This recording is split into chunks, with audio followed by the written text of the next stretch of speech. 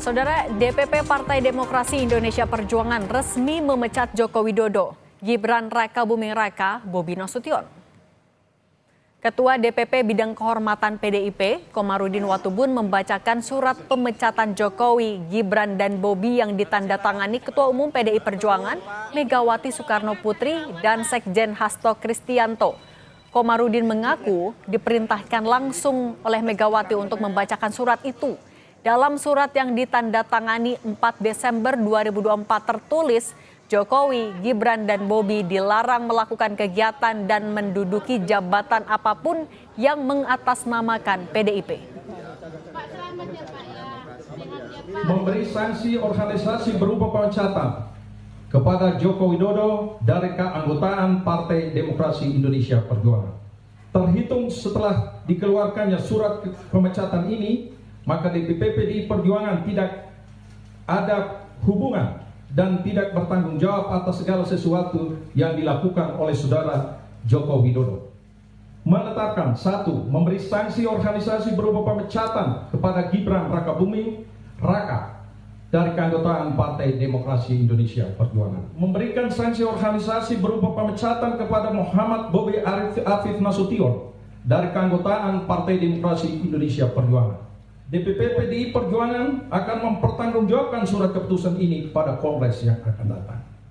Ditetapkan di Jakarta pada tanggal 4 Desember 2024. Dalam bagian pertimbangan, surat keputusan DPP PDIP nomor 1649 tahun 2024 tentang pemecatan Joko Widodo dari keanggotaan Partai Demokrasi Indonesia Perjuangan tertulis, Joko Widodo melanggar ADART Partai tahun 2019 serta Kode Etik dan Disiplin Partai dengan melawan keputusan partai terkait dukungan Capres-Cawapres pasangan Ganjar Mahfud yang diusung PDIP pada pemilu 2024 dan mendukung Capres-Cawapres dari Koalisi Indonesia Maju serta menyalahgunakan kekuasaan untuk mengintervensi Mahkamah Konstitusi. Dikategorikan sebagai pelanggaran berat.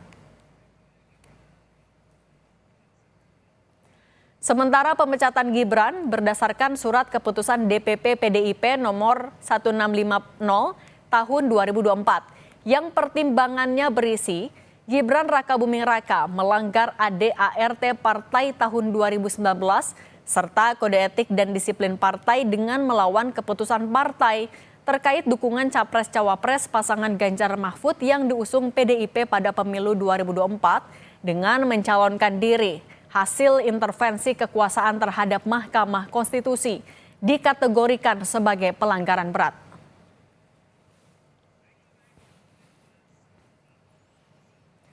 Sebelumnya saat ditemui wartawan di Solo, Jawa Tengah 3 Desember lalu, Presiden ke-7 Joko Widodo memilih diam dan tak menjawab ketika ditanya apakah masih menjadi kader PDI Perjuangan atau tidak. Namun Jokowi bilang masih memegang KTA atau kartu tanda anggota PDIP. Kalau statusnya Pak Jokowi masih kader partai atau enggak, Pak? Di PDIP, Bapak. KTA-nya masih disimpan, Pak? KTA partai masih disimpan? Ya, Mas. Bagaimana membaca pengumuman pemecatan Joko Widodo, Gibran Rakabuming Raka, dan Bobi Nasution dari status kader PDIP? Bagaimana pula arah politik Jokowi ke depan? Kita bahas bersama Seno Bagaskoro, politisi PDI Perjuangan, dan Burhanuddin Muhtadi, Direktur Eksekutif Indikator Politik Indonesia. Selamat petang semuanya. Selamat petang, Mas Seno, Cindy. Selamat sore, Prof. Burhan. Oke, saya mau ke Mas Seno dulu. Mas Seno, kalau alasannya adalah terkait dengan pencalonan di Pilpres, kalau Pak Jokowi ada tambahan soal menyalahgunakan kekuasaan, ini kan sebenarnya sudah cukup lama. Kok baru sekarang kalau gitu pemecatannya?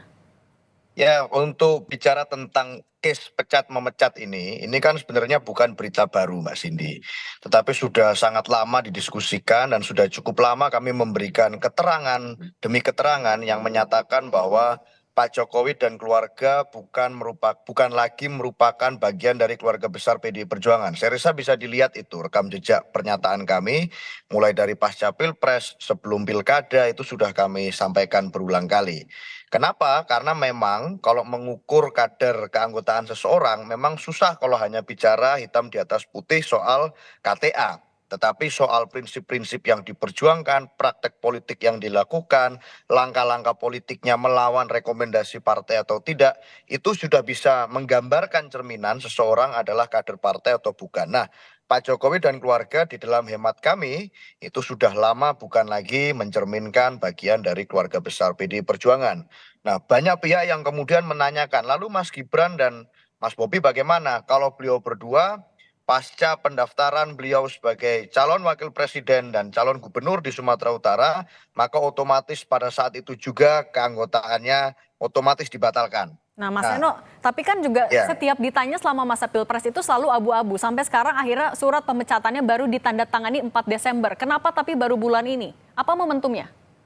Ya karena saya rasa itu kan hanya soal hitam di atas putih. Tetapi kalau bicara tentang sikap, tentang bagaimana seluruh kader partai menyatakan secara terbuka, bagaimana langkah-langkah politik yang dilakukan Pak Jokowi itu kami anggap mencederai sendi-sendi demokrasi, melukai prinsip perjuangan partai dan seterusnya.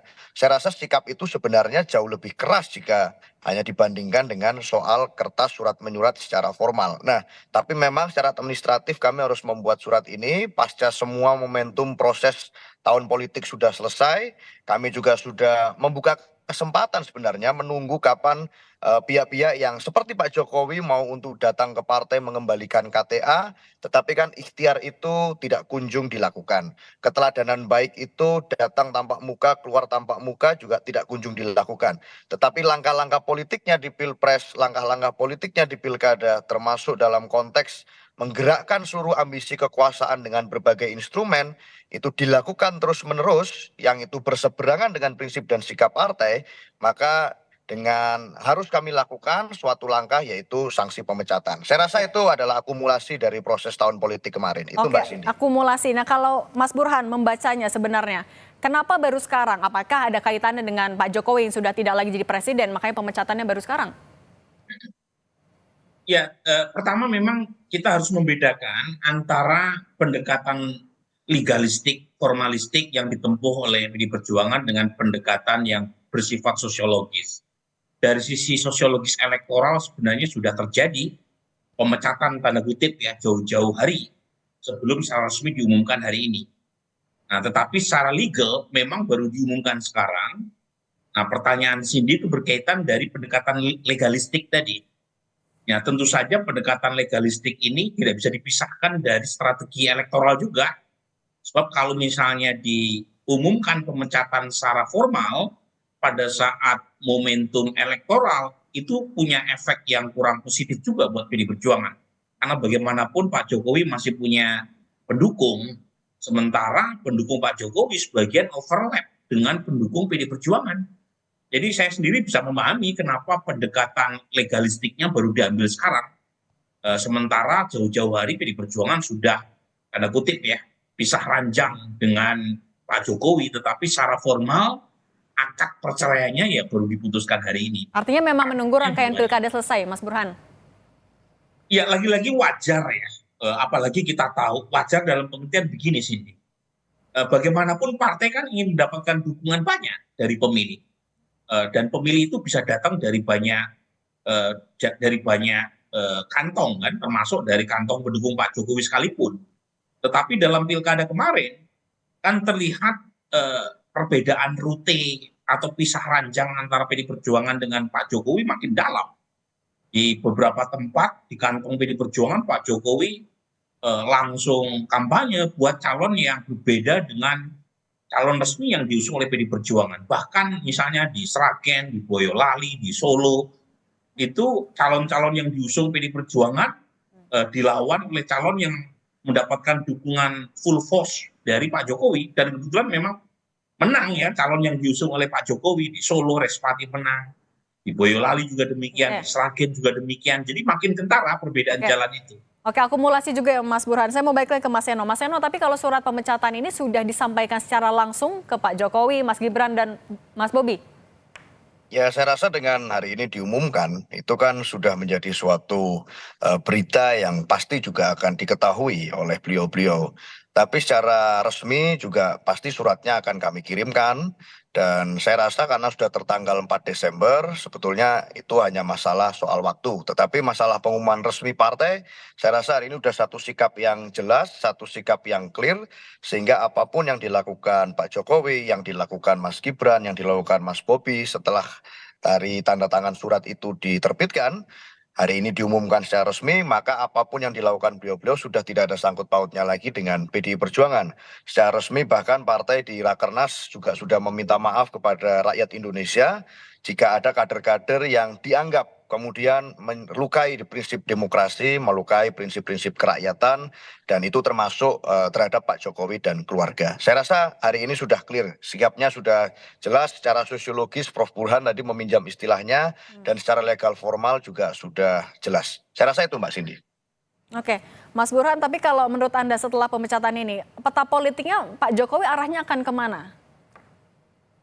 Ya, sebenarnya sudah terlihat ya, terutama pasca pengumuman beberapa waktu lalu, meskipun legalnya baru diumumkan beberapa waktu terakhir, tetapi sebelumnya kan sudah ada tanda-tanda sikap dari PD Perjuangan yang makin jauh dari Pak Jokowi ya. Ada dua opsi saya kira ya. Opsi yang pertama, Pak Jokowi masuk ke dalam partai yang ada selain PD Perjuangan tentu saja. Bisa Gerindra. Mas Burhan? Oke, kami perbaiki lagi komunikasi dengan Mas Burhan. Oke, kalau gitu saya ke Mas Seno dulu. Kalau Mas Seno, bagaimana menanggapi arahnya sinyal-sinyal Pak Jokowi? Kan tampaknya juga mulai komunikasi dengan partai-partai lain. Ada Gerindra, ada Golkar. Mas Seno menanggapinya seperti apa? Ya silakan saja, saya rasa itu hak konstitusional semua warga negara untuk berhimpun, berpartai, berkelompok, bergabung dengan partai politik manapun. Tetapi kalau bicara kepartaian itu kan tidak bisa. Kalau sumbernya adalah ambisi orang per orang. Itu harus dipandu oleh sebuah cita-cita bersama, oleh sebuah aturan main organisasi, oleh sebuah keinginan komitmen untuk mematuhi peraturan. Nah dari rekam jejak Pak Jokowi sebagai kader partai di PDI Perjuangan itu kan berlawanan semua dengan prinsip itu. Nah apakah partai-partai politik lain siap dengan situasi gerak politik yang semacam itu? Apakah keteladanan semacam itu yang layak untuk ditunjukkan pada anak-anak muda seperti saya dan teman-teman? Nah silakan saja, itu adalah pilihan dari masing-masing. Saya rasa itu, Mbak. Oke, Mas Burhan, tadi kita balik lagi Ya, soal tadi arahnya putus. Pak, ya kayak arahnya Pak Jokowi setelah dipecat dari PDIP. Hitung-hitungan Pak Jokowi kira-kira akan kemana dan seberapa berpengaruh di peta politik nasional ke depannya? Ya, jadi ada dua opsi. Opsi yang pertama, Pak Jokowi masuk ke partai yang sudah ada, selain PD Perjuangan tentu saja. Nah, bisa Gerindra, bisa Golkar. Tapi ada opsi yang kedua, Pak Jokowi tidak masuk partai politik manapun. Tetapi bukan berarti pengaruhnya secara politik itu tidak ada. Jadi dia ingin beyond dari urusan partai formal. Dan statement Pak Jokowi partai perorangan itu sebenarnya tidak menyindir PD Perjuangan. Dia sedang menggambarkan dirinya sendiri. Kan jangan lupa Cindy, ketika ditanya mengenai sikap PD Perjuangan terhadap Pak Jokowi kan berkali-kali mengatakan partai perorangan. Dan itu ketemu dengan sikap Pak Jokowi selama ini yang cenderung beyond dari urusan partai politik formal. Kan wawancara Markus Missner terhadap Pak Jokowi kan berkali-kali mengatakan trust terhadap partai rendah. Dan karenanya dia ingin memanfaatkan popularitas personal untuk kepentingan politik secara umum tanpa melalui partai politik secara institusional. Ini pendekatan yang memang berbeda 180 derajat dengan Ibu Mega yang kita tahu mengedepankan pentingnya politik institusi kepartean. Ya. Jadi ada dua opsi itu. Nah, mana yang lebih kuat? Per hari ini sepertinya yang kedua. Ya, jadi sepertinya Pak Jokowi tidak ingin masuk dalam partai politik formal yang ada, entah itu PD Perjuangan atau Golkar, tetapi pengen mewarnai politik. Ya. Karena dia tahu bahwa sentimen terhadap partai masih negatif, tetapi fungsi kepartean, tanda kutip, itu dijalankan oleh Pak Jokowi. Jadi lagi-lagi ini perkembangan hari ini belum tentu menutup pintu buat Pak Jokowi untuk masuk ke gelanggang politik formal. Oke, ada dua opsi tadi. Cenderungan Pak Jokowi untuk masuk politik secara informal itu lebih mengemuka ketimbang masuk politik formal dan institusional. Oke, ada dua opsi tadi pada intinya. Mas Burhan dan Mas Seno, terima kasih sudah berbagi di Kompas Petang. Sehat selalu semuanya. Terima kasih Mbak Cindy.